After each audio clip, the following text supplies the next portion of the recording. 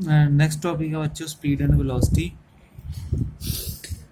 Speed ਤੇ ਜਿਹੜੀ speed ਹੁੰਦੀ ਆ ਦੋ ਤਰ੍ਹਾਂ ਦੀ ਹੁੰਦੀ ਹੈ, ਐਵਰੇਜ ਸਪੀਡ ਤੇ ਇੰਸਟੈਂਟੇਨੀਅਸ ਸਪੀਡ। ਇਸ ਤਰ੍ਹਾਂ ਵੈਲੋਸਿਟੀ ਵੀ ਦੋ ਤਰ੍ਹਾਂ ਦੀ ਹੁੰਦੀ ਆ, ਐਵਰੇਜ ਵੈਲੋਸਿਟੀ ਤੇ ਇੰਸਟੈਂਟੇਨੀਅਸ ਵੈਲੋਸਿਟੀ। ਸਭ ਤੋਂ ਪਹਿਲਾਂ ਐਵਰੇਜ ਸਪੀਡ। ਐਵਰੇਜ ਸਪੀਡ ਕੀ ਹੁੰਦੀ ਆ? The ratio of the total distance to the total time taken by an object. ਤਾਂ ਸਿੰਪਲ ਜਿਹਾ ਫਾਰਮੂਲਾ, ਸਪੀਡ ਕੀ ਆ? ਰੇਸ਼ੋ ਹੁੰਦੀ ਆ total distance upon time taken. ਇਹ 9th ਦੇ ਕਨਸੈਪਟ ਆ ਬੱਚਿਓ, ਠੀਕ ਆ। ਤਾਂ ਡਿਸਟੈਂਸ ਅਪੋਨ ਟਾਈਮ ਕੀ ਆ? ਸਪੀਡ ਆ ਜੂਗੀ। ਤਾਂ speed S, total distance X upon time T. ਤਾਂ ਇਹ ਫਾਰਮੂਲਾ ਯੂਜ਼ ਕਰਾਂਗੇ ਆਪਾਂ ਨੂਮੈਰੀਕਲਸ ਦੇ ਵਿੱਚ ਵੀ। ਤਾਂ ਇਹ ਕੀ ਆ? ਸਕੇਲਰ ਕੁਆਂਟੀਟੀ ਆ। ਸਕੇਲਰ ਕੁਆਂਟੀਟੀ ਜਿਨ੍ਹਾਂ ਦੀ ਮਤਲਬ ਸਿਰਫ ਮੈਗਨੀਟਿਊਡ ਹੁੰਦਾ, ਡਾਇਰੈਕਸ਼ਨ ਨਹੀਂ ਹੁੰਦੀ। ਤਾਂ ਸਪੀਡ ਦੇ ਫਾਰਮੂਲੇ 'ਚ ਡਿਸਟੈਂਸ ਆ, ਡਿਸਟੈਂਸ ਵੀ ਇੱਕ ਸਕੇਲਰ ਆ, ਤਾਂ ਇਹ ਵੀ ਇੱਕ ਸਕੇਲਰ ਕੁਆਂਟੀਟੀ ਆ। ਯੂਨਿਟ ਕੀ ਹੋਣਗੇ ਬੱਚਿਓ? ਡਰਾਈਵਡ ਯੂਨਿਟਸ ਹੋਣਗੇ।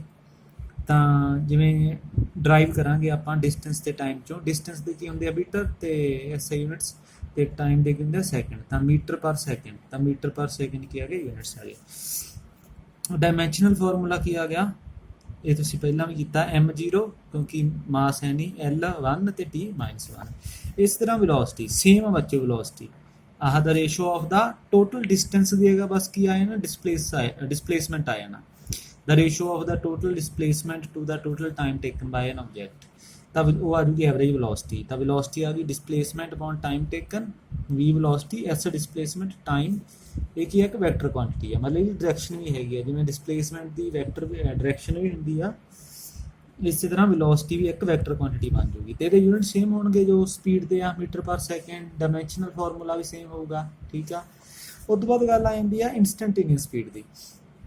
ਇੰਸਟੈਂਟੇਨੀਅਸ ਸਪੀਡ ਹੈਗੀ ਆ ਜੋ speed at a particular instant, ਮਤਲਬ ਕਿਸੇ ਖਾਸ ਮੌਕੇ ਤੇ ਜਿਹੜੀ ਤੁਹਾਡੀ ਸਪੀਡ ਆ। ਇਹ ਤੋਂ ਪਹਿਲਾਂ ਮੈਂ ਐਵਰੇਜ ਸਪੀਡ ਦਾ ਦੇਖ ਲਾਂ ਕੋਈ ਫਾਰਮੂਲਾ। ਜਿਵੇਂ ਆਹ ਦੇਖੋ, ਕੋਈ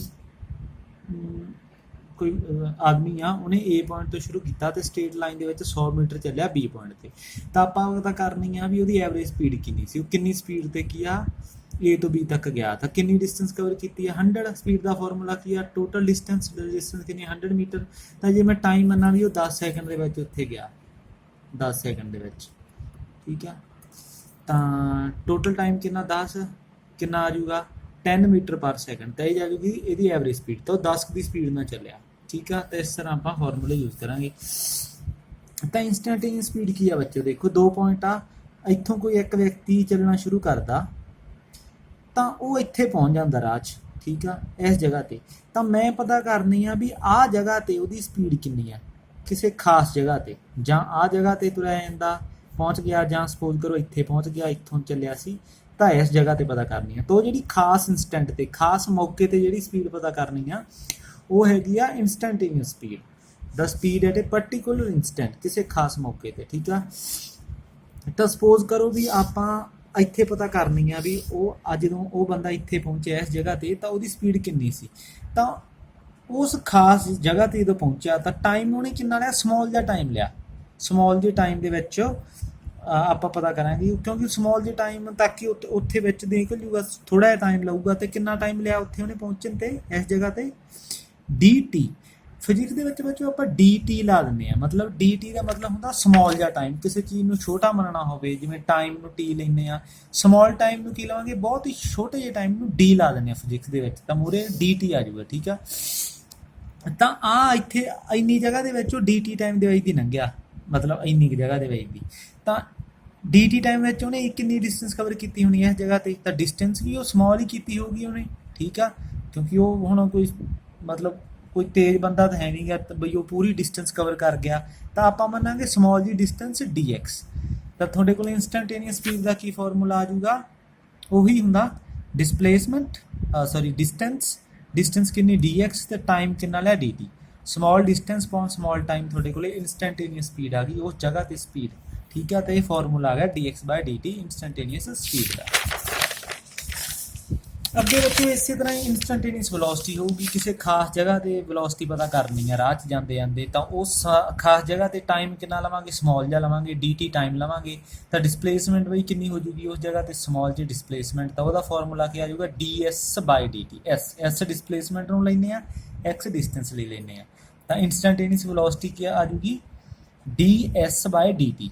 the velocity at a particular instant. तो ये बच्चों इंपॉर्टेंट है, इंस्टेंटेनियस स्पीड सानू समझनी चाहिए भी किसी खास जगह ते इंस्टेंटेनियस स्पीड। अगे न्यूमेरिकल आ, a car moves along a straight line, it moves from O to A, 2 point ah देखो। तो स्ट्रेट लाइन दे विच कार मूव करती आ, ओ तो लैके ए तक वो पहुँचती आ, तो किन्ने सैकेंड 18 सैकेंड। तो वो ओ तो लैके ए तक पहुँची पूरे किन्ने आ मीटर दे विच दूरी दित्ती हुई आ, तो किन्ने मीटर उन्हें ओ तो ए तक कवर किए 35 मीटर, तो किन्ने सैकेंड दे विच पहुँची वो 18 दे विच। तो उस बाद टर्न बैक मतलब बैक आ जाती है, वो बैक मुड़ पैंदी है ए तो, तो फिर एम तक पहुँच जाती है किन्ने सैकेंडां दे विच 6 सैकेंड। तो ए तो एम उन्हें 6 सैकेंड लए, ओ तो ए की लई सी 18 सैकेंड। ਹੁਣ ਆਪਾਂ ਪਤਾ ਦੇਖੋ ਕੀ ਕਰਨੀ ਆ, what is the average velocity and average speed of a car. ਦੋਨੋਂ ਚੀਜ਼ਾਂ ਪਤਾ ਕਰਨੀਆਂ, ਐਵਰੇਜ ਵੈਲੋਸਿਟੀ ਵੀ ਐਵਰੇਜ ਸਪੀਡ ਵੀ। ਸਭ ਤੋਂ ਪਹਿਲਾਂ ਇਹ O to A, ਪਹਿਲਾਂ O ਤੋਂ A ਤੱਕ ਪਤਾ ਕਰੀਏ। ਤਾਂ O ਤੋਂ A ਤੱਕ ਡਿਸਟੈਂਸ ਕਿੰਨੀ ਆ 35, ਟਾਈਮ ਕਿੰਨਾ ਲਿਆ ਸੀ 18। ਤਾਂ ਸਪੀਡ ਦਾ ਕੀ ਫਾਰਮੂਲਾ ਐਵਰੇਜ ਸਪੀਡ ਦਾ, distance upon time, total distance upon time taken. Distance ਕੀ ਆ 35 ਮੀਟਰ O ਤੋਂ A, ਟਾਈਮ ਕਿੰਨਾ ਲਿਆ 18 ਸੈਕਿੰਡ, ਤਾਂ ਕਿੰਨਾ ਆ ਗਿਆ 1.9 ਮੀਟਰ ਪਰ ਸੈਕਿੰਡ ਸਪੀਡ ਆ ਗਈ। इस तरह एवरेज वेलोसिटी सेम ही आ जूगी, क्योंकि स्ट्रेट लाइन दे विच आ तां बैक नहीं मुड़ रही ओ तो ए, तां स्पीड ते वेलोसिटी सेम हो जाती है। ठीक है, तो सेम 35/18 1.9 मीटर पर सैकेंड। हुण बी ते की पता करना, ओ तो A and back to M. हुण पहला अपना ओ टू ए गया, तो उस बाद ए टू एम गया। तो हुण स्टार्टिंग पॉइंट की सी ओ, तो फिनिशिंग पॉइंट की आ, आखिरी पॉइंट की आ एम। तो हम total average speed which total distance, हम टोटल डिस्टेंस ओ तो ए तक 35, ए तो फिर एम तक मुड़िया, तो कितनी डिस्टेंस कवर की आह एम 20 ते आ 15 15 ते 35 50, टोटल डिस्टेंस 50, तो टोटल टाइम 18 ए तक, तो 6 पिछे 24, टोटल टाइम 24। तो स्पीड की आ गई 50/24 कट के आ जाएगा 2.1 मीटर पर सैकेंड। ये आ गई एवरेज स्पीड। हम वेलोसिटी किवें पता करांगे, डिसप्लेसमेंट दे विच आपां नूं पता भी ਆਪਾਂ ਸਟਾਰਟਿੰਗ ਪੁਆਇੰਟ ਤੇ ਫਿਨਿਸ਼ਿੰਗ ਪੁਆਇੰਟ ਵੇਖਣਾ ਹੁੰਦਾ। ਸਟਾਰਟ O ਤੇ ਕੀਤਾ, ਫਿਨਿਸ਼ A ਤੇ ਕੀਤਾ, ਤਾਂ ਕਿੰਨੀ O ਤੋਂ M ਤੱਕ ਦੂਰੀ ਕਿੰਨੀ ਆ ਡਿਸਪਲੇ 20, ਤਾਂ 20 ਕੀ ਆ ਜੂਗੀ ਡਿਸਪਲੇਸਮੈਂਟ 20। ਤੇ ਟਾਈਮ ਕਿੰਨਾ ਲਿਆ, ਟਾਈਮ ਆਪਾਂ ਟੋਟਲ ਹੀ ਲੈਣੇ ਹੁੰਦੇ ਆ, ਟਾਈਮ ਆਪਾਂ 18 ਵੀ ਲਵਾਂਗੇ 6 ਵੀ ਲਵਾਂਗੇ, ਟਾਈਮ 'ਚ ਕਨਫਿਊਜ਼ਨ ਨਹੀਂ ਹੋਣਾ। ਟਾਈਮ ਜਿੰਨਾ ਦਿੱਤਾ ਹੋਵੇ ਟੋਟਲ ਆਉਣ ਜਾਣ ਦਾ, ਤਾਂ ਟਾਈਮ ਕੀ ਆ ਜੂਗਾ 18 + 6 24, ਤੇ ਡਿਸਪਲੇਸਮੈਂਟ ਆ ਜੂ O ਤੋਂ M 20, ਤਾਂ ਕਿੰਨਾ ਆ ਗਿਆ 20/24 5/6 0.8 मीटर पर सैकेंड। तो ये आंसर आ गया। तो ये सिंपल न्यूमेरिकल है बच्चों, 9th ਦੇ ਵਿੱਚ ਵੀ ਆਉਂਦੇ ਹੁੰਦੇ ਆ, स्पीड ਕੱਢੋ वेलोसिटी ਕੱਢੋ। ठीक है, ਆ ਥੋੜਾ ਜਿਹਾ डिफिकल्ट न्यूमेरिकल ਆ।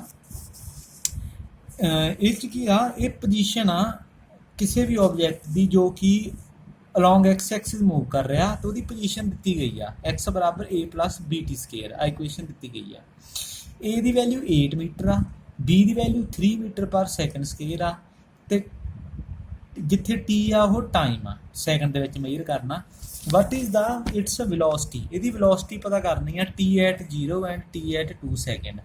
तो आपां वेलोसिटी पता करनी है जो टाइम 0 होगा, तो टाइम जो 2 सैकेंड होगा, मतलब इंस्टेंटेनियस वेलोसिटी पता करनी है। क्योंकि इंस्टेंटेनियस वेलोसिटी की होंदी है किसी खास टाइम पर वेलोसिटी पता करनी होगी, तो टाइम 0 ते आपां वेलोसिटी पता कर लांगे, टाइम 2 ਤੇ पता कर लांगे, आ जाएगी इंस्टेंटेनियस वेलोसिटी। उस तो बाद पहला इंस्टेंटेनियस वेलोसिटी करके फिर आप एवरेज वेलोसिटी। अगला क्वेश्चन आ भी find find what is the average velocity between time 2 second ते 4 सैकेंड।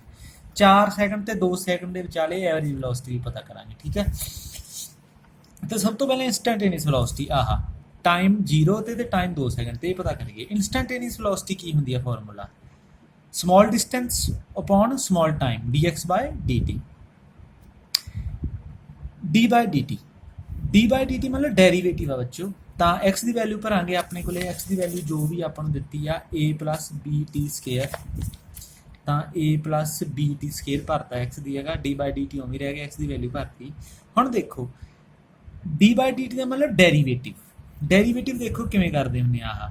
जे t का स्केयर होवे डेरीवेटिव करना, तो आ 2 आ जिहड़ा मूहरे आ जाता, तो 2t ते जिहड़ी पावर आ -1 हो जाती है। देखो 2 मूहरे आ गया, तो पावर 2 - 1 1, तो 2t रह गया। जे इत्थे t का क्यूब का करना होवे, तो क्यूब आ जिहड़ा मूहरे आ जाऊगा, तो कितना डेरीवेटिव बन जाऊगा 3t, तो पावर हो जूगी -1, पावर हो जूगी 2, 3t²।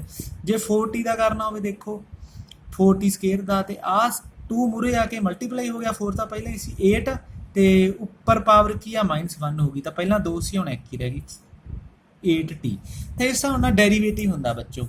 ਇੱਕ ਹੋਰ ਐਗਜ਼ਾਮਪਲ ਦੇ ਦੇਣਾ, ਜਿਵੇਂ 8t5 ਇਹਦਾ ਤੁਸੀਂ ਡੈਰੀਵੇਟਿਵ ਕਰਨਾ ਤਾਂ 5 ਆ ਨਾ ਪਾਵਰ, ਇਹ ਮੂਹਰੇ ਆ ਜਾਊਗਾ, ਮਲਟੀਪਲਾਈ ਹੋ ਜਾਊਗਾ ਮੂਹਰੇ ਆ ਕੇ। 8 ਪਹਿਲਾਂ ਹੈਗਾ 8 × 5 40, t ਦੀ ਪਾਵਰ 5 ਸੀ ਉਹ 1 ਘਟ ਜਾਂਦੀ ਆ 40t4, ਇਹ ਆ ਗਿਆ ਇਹਦਾ ਡੈਰੀਵੇਟਿਵ। ਠੀਕ ਆ, ਹੁਣ ਇਸੇ ਤਰ੍ਹਾਂ ਇਹਦਾ ਡੈਰੀਵੇਟਿਵ ਕਰੋ a + bt² ਦਾ। a ਆ ਜਿਹੜਾ ਉਹ ਕੌਨਸਟੈਂਟ ਆ, ਕੌਨਸਟੈਂਟ ਚੀਜ਼ ਦਾ ਡੈਰੀਵੇਟਿਵ ਨਹੀਂ ਹੁੰਦਾ ਗਾ, ਇਹਦਾ ਡੈਰੀਵੇਟਿਵ 0 ਆ ਜਾਊਗਾ। ਹੁਣ ਜਿਹੜੀ bt² ਆ ਇਹਦਾ ਡੈਰੀਵੇਟਿਵ ਹੋ ਜਾਊਗਾ, ਕਿਉਂਕਿ ਆਪਾਂ derivative with respect to t ਕਰਨਾ, ਇੱਥੇ t ਹੈ ਨਹੀਂ ਸੀ ਤਾਂ ਇਹਦਾ 0 ਆ ਗਿਆ। ਇੱਥੇ ਆ 2 ਮੂਹਰੇ ਆ ਕੇ ਮਲਟੀਪਲਾਈ ਹੋ ਜਾਊਗਾ, ਤਾਂ b ਪਹਿਲਾਂ ਹੈਗਾ 2b ਤੇ t ਦੀ ਪਾਵਰ 2 ਸੀ ਹੁਣ 1 ਹੋ ਜੂਗੀ, ਤਾਂ ਦੇਖੋ 2bt, ਇਹ ਆ ਗਿਆ ਡੈਰੀਵੇਟਿਵ। ਤੇ ਇਹ ਆ ਗਈ ਤੁਹਾਡੀ ਵੈਲੋਸਿਟੀ, ਇਨਸਟੈਂਟੇਨੀਅਸ ਵੈਲੋਸਿਟੀ।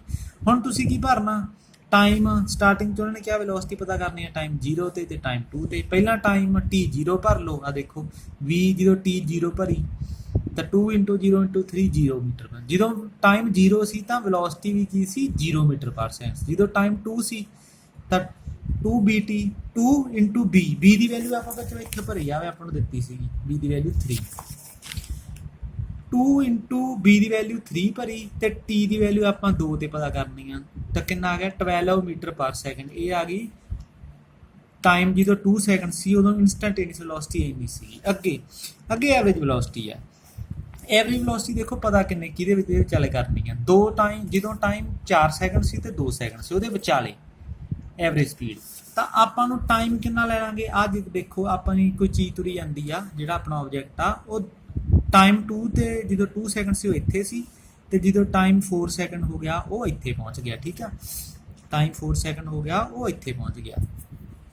ਹੁਣ ਮੈਂ ਪਤਾ ਕਰਨੀ ਆ ਵੀ 2 ਸੈਕਿੰਡ ਤੇ 4 ਸੈਕਿੰਡ ਦੇ ਵਿਚਾਲੇ ਉਹਨੇ ਕਿੰਨੀ ਡਿਸਟੈਂਸ ਕਵਰ ਕੀਤੀ। ਤਾਂ ਆਪਾਂ ਕਿਵੇਂ ਕਰਦੇ ਹੁੰਦੇ ਆ, ਆ ਜਿਹੜੀ x ਪੋਜੀਸ਼ਨ ਆ, ਜਦੋਂ x4 ਮਤਲਬ ਜਦੋਂ 4 ਸੈਕਿੰਡ ਤੇ ਉਹਦੀ ਪੋਜੀਸ਼ਨ ਸੀ ਉਹਨੂੰ x ਮੰਨ ਲਿਆ, ਤੇ ਇੱਥੇ ਮੰਨ ਲਿਆ x2 x ਪੋਜੀਸ਼ਨ ਮੰਨਦੇ ਆ। ਤਾਂ ਮੈਂ ਕੀ ਕਰਾਂ, ਵੈਲੋਸਿਟੀ ਦਾ ਕੀ ਫਾਰਮੂਲਾ ਹੁੰਦਾ, ਟੋਟਲ ਡਿਸਟੈਂਸ।